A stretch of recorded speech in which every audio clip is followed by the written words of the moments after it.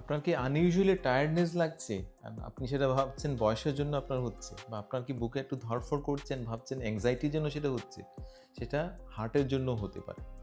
আজ আসুন আমরা আলোচনা করি যে ৫ টা কমন সিম্পটম যেটা ইন্ডিকেট করতে পারে যে আপনার হার্ট হয়তোবা ভালো নেই, হয়তোবা হার্টের রক্ষণাবেক্ষণের দরকার আছে। তো হার্টের ডিজিজ অনেক ধরনের হয়। তার মধ্যে একটা ডিজিজ হচ্ছে হার্ট ফেইলিয়ার। তো হার্ট ফেইলিয়ার বলতে আমরা অনেক সময় আঁতকে উঠি। কিন্তু হার্ট ফেইলিয়ার বলতে আমরা বুঝি ডাক্তারি ভাষায় যে হার্টটা যখন ভালোভাবে পাম্প করতে পারছে না, সেটাই কি আমরা বলি হার্ট ফেইলিয়ার। তো হার্ট যেটা আমরা জানি যে হার্টের হচ্ছে একটা পাম্পিং অর্গান যেটা সবসময় পাম্প করছে। তো যখন এই পাম্পিং ক্যাপাসিটিটা কমে যায়, বিভিন্ন কারণে সেটা কমতে পারে, সেটাকেই আমরা বলি হার্ট ফেইলিয়ার। আর এই হার্ট ফেইলিয়ার মাইল্ড ডিগ্রি হতে পারে বা সিভিয়ার ডিগ্রি হতে পারে। তো হার্ট ফেইলিয়ার পেছনে অনেক কারণ আছে। অ্যান্ড হার্ট ফেইলিয়ার যে সিমটমগুলো অনেক ক্ষেত্রেই কিন্তু সাটল থাকে, মানে ততটুকু আমরা অনুধাবন করতে পারি না, সেটা অ্যাকিউটলি অনেক ক্ষেত্রেই প্রেজেন্ট করে না। তো তার জন্য এই সিমটমগুলো আমাদের জানা দরকার।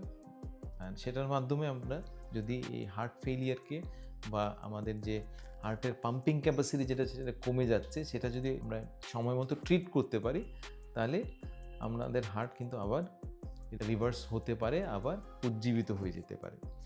তো সাধারণত যেটা বলিউড মুভিতে দেখানো হয় যে হার্ট ফেলিয়ার মানে পেশেন্ট হুট করে কলাপস করলো, আসলে কিন্তু হার্ট ফেলিয়ার তেমনভাবে প্রেজেন্ট করে না ইউজুয়ালি। হার্ট ফেলিয়ার সাধারণত ক্রনিক্যালি ইনসিডিয়াসলি ধীরে ধীরে প্রেজেন্টেশন হয়। এত ধীরে ধীরে এটার প্রেজেন্টেশন হয় যে অনেক ক্ষেত্রে পেশেন্ট নিজেই বুঝতে পারে না যে আদৌ আদৌ পেশেন্টের কোনো সমস্যা আছে কিনা। তো সিমটমগুলো এতই মাইল্ড বা এতই সিভিয়ার থাকে না অনেক ক্ষেত্রে, যেটার জন্য পেশেন্ট অনেক ক্ষেত্রে সেটা ওভারলুক করে। আর এই ওভারলুক করার জন্য অনেক ক্ষেত্রে হার্ট ফেলিয়ার ট্রিটমেন্ট বা ডিটেকশন অনেক লেট হয়। আর তার জন্য ট্রিটমেন্টটা অনেক ক্ষেত্রে লেট হয়, যেটা থেকে অনেক কমপ্লিকেশন হতে পারে। ইনফ্যাক্ট লং স্ট্যান্ডিং ক্ষেত্রে সেটা লাইফ থ্রেটেনিংও হতে পারে। তো তার জন্য আর্লি ডিটেকশন, হার্ট ফেলিয়ারের যে সিমটমগুলো, যেগুলো আর্লি ডিটেকশন যদি করা যায়, তাহলে পেশেন্টের জন্য প্রগনোসিস বা আউটকাম অনেকটাই ভালো থাকে। কারণ আজকাল হার্ট ফেলিয়ারের জন্য প্রচুর ভালো ভালো ওষুধ আছে, আর সেই ওষুধগুলো নিলে পেশেন্টের আউটকাম অনেকটাই ভালো থাকে। তো হার্ট ফেলিয়ারের পেছনে কারণ কী কী? হার্ট ফেলিয়ারের পেছনে অনেক কারণ থাকতে পারে। তার মধ্যে অন্যতম যেটা হচ্ছে uncontrolled blood pressure. Uncontrolled blood pressure, যখনই ব্লাড প্রেশার রক্তচাপ কন্ট্রোলে থাকছে না, সেটা হার্টের উপর চাপ দিচ্ছে, আর সেটা থেকে আমাদের হার্টের পাম্পিং ক্যাপাসিটি কমে যায়। তার সঙ্গে করোনারি আর্টারি ডিজিজ বা হার্টের ব্লকেজ থাকলেও, হার্টের বিভিন্ন রক্তনালীতে যদি একাধিক ব্লকেজ থাকে, সেটা থেকেও হার্টটা দুর্বল হয়ে যায়, সেটা থেকেও আমাদের হার্ট ভালোভাবে পাম্প করতে পারে না, সেটা থেকে হার্ট ফেলিয়ার হতে পারে।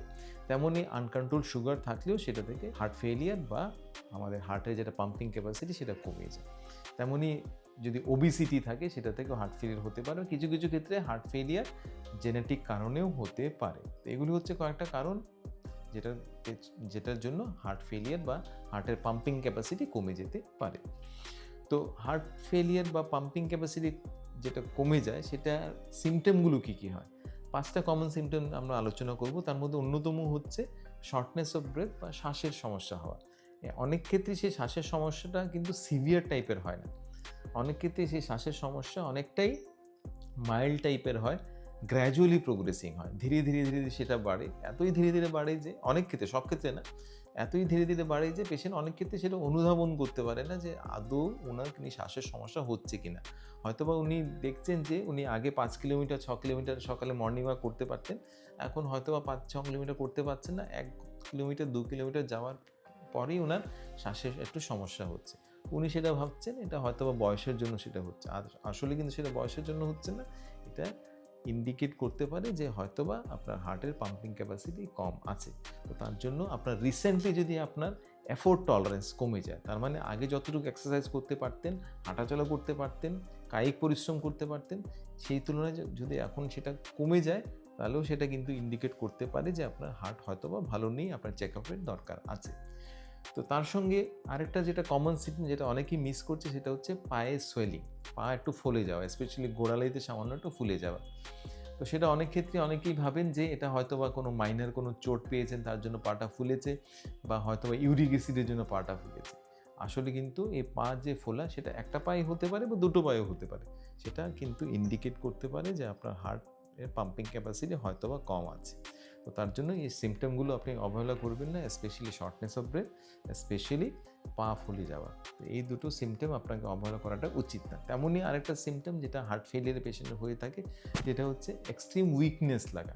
আগে যতটুকু কাজ করতে পারতেন, এখন দৈনন্দিন কাজেও প্রচুর উইকনেস আসছে। সেটার পেছনে কারণ হচ্ছে হার্ট যখনই পাম্পিং ক্যাপাসিটি কমিয়ে দিচ্ছে, হার্টের পাম্পিং ক্যাপাসিটি কম হচ্ছে, হার্টের কাজ হচ্ছে ব্লাড সাপ্লাই করা all over the organ in the body, আর ব্লাডের সঙ্গে সঙ্গে অক্সিজেনও সরবরাহ করা প্রতিটি অর্গানে। আর যেহেতু পাম্পিং ক্যাপাসিটি কমার জন্য অক্সিজেনের পরিমাণ কমে যাচ্ছে, ব্লাড ফ্লো কমে যাচ্ছে বিভিন্ন অর্গানে, তার জন্য ফ্যাটিগ বা উইকনেস প্রচুর পরিমাণে আসছে। তো এক্সট্রিম দিকটি যদি ফ্যাটিগ আপনার খুব হঠাৎ করে হচ্ছে, আগে ছিল না এখন হচ্ছে, সেটা কিন্তু ইন্ডিকেট করতে পারে যে it is a because of failing heart.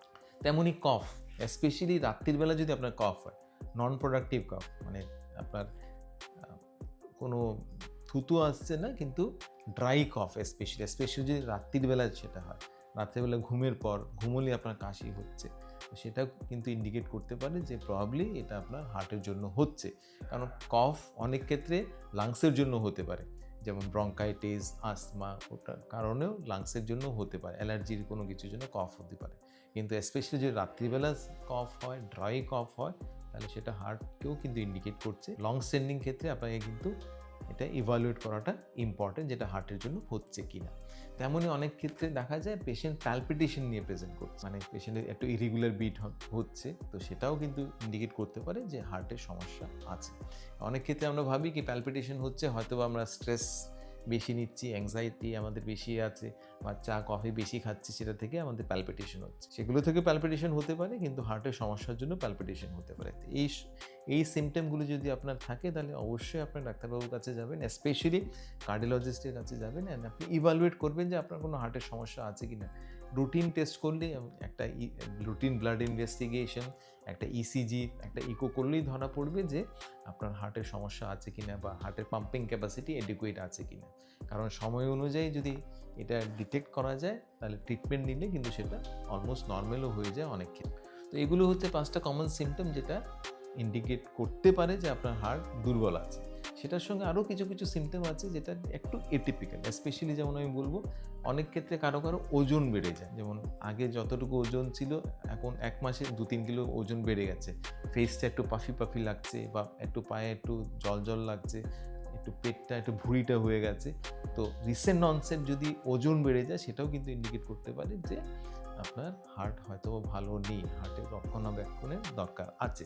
তেমনই রাত্রিবেলা যদি আপনার শর্টনেস অফ ব্রেথ হয়, রাত্রিবেলা ঘুমের মধ্যে থেকে আপনি উঠে পড়ছেন, স্পেশালি ফ্রিকোয়েন্ট অ্যাওয়েকেনিং যদি হচ্ছে রাত্রিবেলা, সেটাও কিন্তু ইন্ডিকেট করতে পারে যে আপনার হার্ট কিন্তু হয়তোবা পাম্পিং ক্যাপাসিটি কমে গেছে। যেমনই যদি আপনার অ্যাপেটাইট, রিসেন্টলি যদি আপনার খিদে পাচ্ছে না, বা স্পেশালি খাওয়ার পর আপনার ডান দিকের আপার part of the abdomen pain হচ্ছে, সেটাও কিন্তু ইন্ডিকেট করতে পারে যে আপনার হয়তোবা হার্টের সমস্যা আছে, অ্যান্ড আপনার হার্টের কার্ডিওলজিস্টের কাছে যাওয়া দরকার, কিছু ইনভেস্টিগেশন করা দরকার, যেটা দেখার জন্য হার্টে কোনো সমস্যা আছে কি নেই।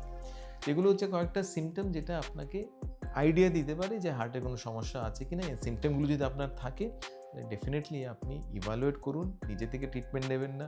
কাশি হয়েছে রাত্রিবেলা ভেবে কফ সিরাপ খেয়ে নিলেন, সেটা কিন্তু ট্রিটমেন্ট না।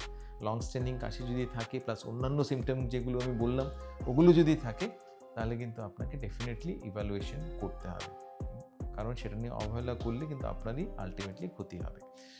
তো আর্লি ডিটেকশন হার্টের জন্য খুব ইম্পর্টেন্ট, স্পেশালি আপনার হার্টের পাম্পিং ক্যাপাসিটি যদি কম থাকে, আর্লি ডিটেকশন খুব ইম্পর্টেন্ট, কারণ আর্লি ডিটেকশন করলে আমরা এডিকুয়েট ট্রিটমেন্ট দিতে পারি। আর এডিকুয়েট ট্রিটমেন্ট আজকাল অনেক সেফ অ্যান্ড এফেক্টিভ মেডিসিন আছে, যেটা থেকে আপনার হার্ট আবার উজ্জীবিত হতে পারে। তো এই কন্টেন্ট যদি আপনার ভালো লেগে থাকে, তাহলে kindly like, share and subscribe.